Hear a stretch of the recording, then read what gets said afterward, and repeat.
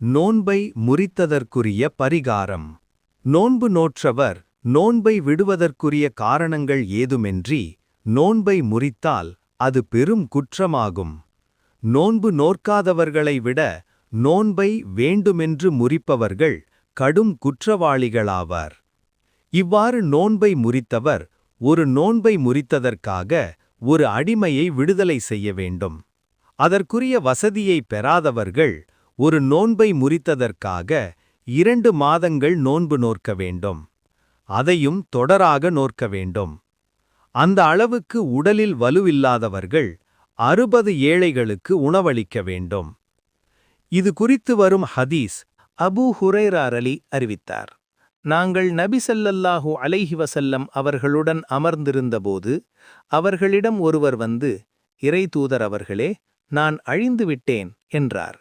நபி ஸல்லல்லாஹு அலைஹி வஸல்லம் அவர்கள், உமக்கு என்ன நேர்ந்தது என்று கேட்டார்கள். நான் நோன்பு வைத்துக்கொண்டு என் மனைவியுடன் கூடிவிட்டேன் என்று அவர் சொன்னார். நபி ஸல்லல்லாஹு அலைஹி வஸல்லம் அவர்கள், விடுதலை செய்வதற்கு ஓர் அடிமை உம்மிடம் இருக்கிறாரா என்று கேட்டார்கள். அவர் இல்லை என்றார். தொடர்ந்து 2 மாதம் நோன்பு நோற்க உமக்கு சக்தி இருக்கிறதா என்று நபி ஸல்லல்லாஹு அலைஹி வஸல்லம் அவர்கள் கேட்டார்கள். அவர் இல்லை என்றார்.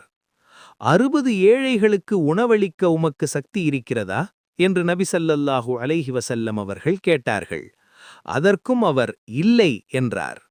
நபி ஸல்லல்லாஹு அலைஹி வஸல்லம் அவர்களிடம் பேரிச்சம்பழம் நிறைந்த அரக் எனும் அளவை கொண்டு வரப்பட்டது.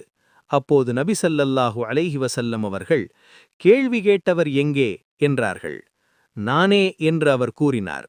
இதை பெற்று தருமம் செய்வீராக என்று இறைத்தூதர் அவர்கள் கூறினார்கள்.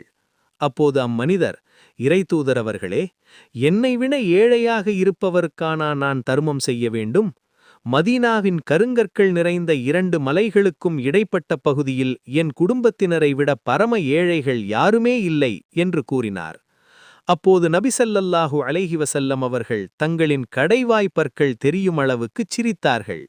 பிறகு, இதை உம்முடைய குடும்பத்தாருக்கே உண்ண கொடுத்து விடுவீராக என்றார்கள். ஸஹீஹ் புகாரி 1936. இந்த ஹதீஸின் அடிப்படையில் நோன்பை ஒருவர் வேண்டுமென்றே முறித்தால் அவர் இதுபோன்ற ஒரு பரிகாரத்தை செய்ய வேண்டும்.